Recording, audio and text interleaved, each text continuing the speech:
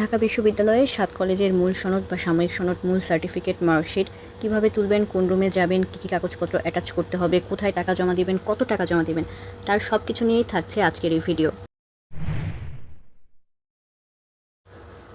প্রথমেই যেটা কনফার্ম করতে হবে তা হলো যে কনভোকেশন হয়েছে কিনা। কনভোকেশন যদি না হয়ে থাকে তাহলে মূল সার্টিফিকেট এখনই তোলা যাবে না। মূল সার্টিফিকেটের বদলে আপনারা সাময়িক সনদপত্র তুলতে পারবেন। মূল সার্টিফিকেট তোলার জন্য যা যা লাগবে, প্রথমেই চলে যেতে হবে ডিইউ রেজিস্টার বিল্ডিংয়ে, ঢাকা ইউনিভার্সিটির রেজিস্টার বিল্ডিংয়ে গিয়ে সেখান থেকে প্রথমে ফর্ম কালেক্ট করতে হবে। এবং ফর্ম কালেক্ট করার জন্য আপনারা চলে যাবেন 308 নম্বর কক্ষে। 308 নম্বর কক্ষ থেকে 2টি মার্কশিটের জন্য একটি ফর্ম এবং সার্টিফিকেটের জন্য অপর একটি ফর্ম সংগ্রহ করতে হবে। এই ফর্মগুলো আমি স্ক্রিনে দেখিয়ে দিচ্ছি।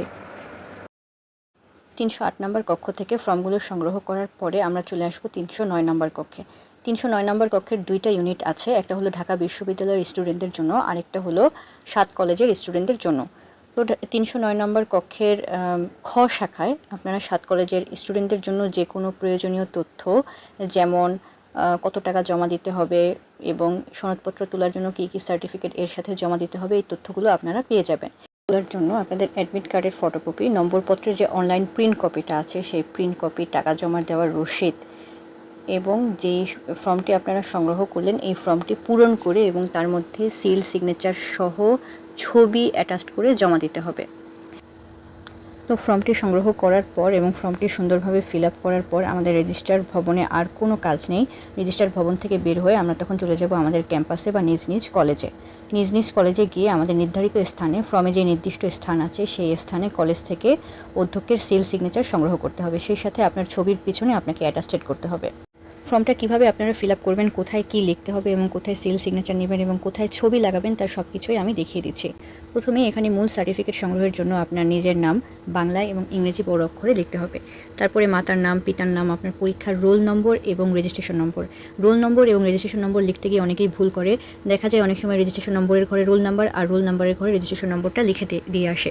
তো সেই ক্ষেত্রেও কাটাকাটি করার দরকার নাই, আপনার রোল নম্বর লিখে পাশে রোল লিখে দিবেন, তাহলেই হবে। এরপরে আপনারা নির্দিষ্ট স্থানে ছবি লাগাবেন এবং ছবি লাগানোর পরে ছবির উপর দিয়ে অধ্যক্ষের সিল, সিগনেচার নিতে হবে। সার্টিফিকেট এবং মার্কশিট 2টা ফর্মে আপনারা একই রকমভাবে পূরণ করতে পারবেন। শুধু আপনারা কোথায় কী লিখতে হবে একটু ভালো মতো দেখে নেবেন, তাহলেই আশা করি কোনো ভুল হবে না। কিন্তু তারপরে আমি বারবার করে আপনাদেরকে দেখিয়ে দিচ্ছি, নামের জায়গায় নাম, পিতার নাম, মাতার নাম এগুলো সঠিকভাবে লিখবেন এবং রোল নাম্বার এবং রেজিস্ট্রেশন নাম্বার একদম আপনার সার্টিফিকেটে যেভাবে আছে ঠিক সেভাবেই লিখবেন, কোনো রকম ভুল করা চলবে না। প্রয়োজন হলে আমি এই ফর্মের একটি অংশ আমার কমেন্ট বক্সে দিয়ে দিচ্ছি, আপনারা জুম করে দেখে নিতে পারেন যাতে আপনাদের সুবিধা হয়। সঠিকভাবে ফর্ম পূরণ করা হলে এর সাথে প্রয়োজনীয় কাগজপত্র অ্যাটাচ করতে হবে। প্রয়োজনীয় কাগজপত্র অ্যাটাচ করে এর সাথে ছবি যুক্ত করতে হবে এবং ছবি যুক্ত করার পর নির্ধারিত স্থানে সিল, সিগনেচার নিতে হবে। এই ফর্মটি তৈরি হয়ে গেলে তারপরে আমরা চলে যাব সোনালী ব্যাংকে। সোনালী ব্যাংকে গিয়ে মূল সার্টিফিকেটের জন্য একটা নির্দিষ্ট ফি এবং মার্কশিটের জন্য একটা নির্দিষ্ট ফি জমা দিতে হবে। যদি আমাদের আর্জেন্ট প্রয়োজন হয়, আমাদের সার্টিফিকেট বা মার্কশিট যদি আর্জেন্ট প্রয়োজন হয়, সেক্ষেত্রে একটু বেশি ফি দিয়ে আমরা সোনালী ব্যাংকে থেকে একটা রসিদ সংগ্রহ করব। এবং সোনালী ব্যাংক থেকে যে রসিদটি আমরা সংগ্রহ করব সেটা কোথায় পাবো তাও আমি দেখিয়ে দিচ্ছি এবং এর একটা কপি আমি কমেন্ট বক্সে দিয়ে রাখছি যাতে আপনাদের সুবিধা হয়।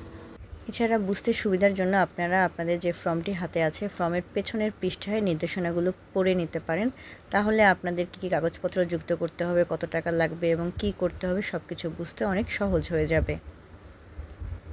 আমরা আবার চলে আসবো ঢাকা বিশ্ববিদ্যালয় রেজিস্ট্রার ভবনে সমস্ত কাগজপত্র রেডি করে এবং অ্যাটাস্টেড করে, সেই সাথে ব্যাংকে টাকা জমা দিয়ে সবগুলো একসাথে পিন আপ করে তারপরে আবার ঢাকা বিশ্ববিদ্যালয় রেজিস্ট্রার ভবনের 309 নম্বর কক্ষে এসে এগুলো জমা দিতে হবে। এবং জমা দেওয়ার সময় আপনাকে সোনালী ব্যাংকের একটি নির্দিষ্ট স্টুডেন্ট কপি আপনার হাতে থাকবে, যেটা দিয়ে আপনি পরবর্তী সময় সার্টিফিকেট সংগ্রহ করবেন। এবং সার্টিফিকেট সংগ্রহের সময় অবশ্যই মূল নম্বরপত্র এবং প্রফেশনাল বা সাময়িক সনদপত্র যদি নিয়ে থাকেন সেটাও শো করতে হবে এবং প্রয়োজন ক্ষেত্রে জমা দিতে হবে।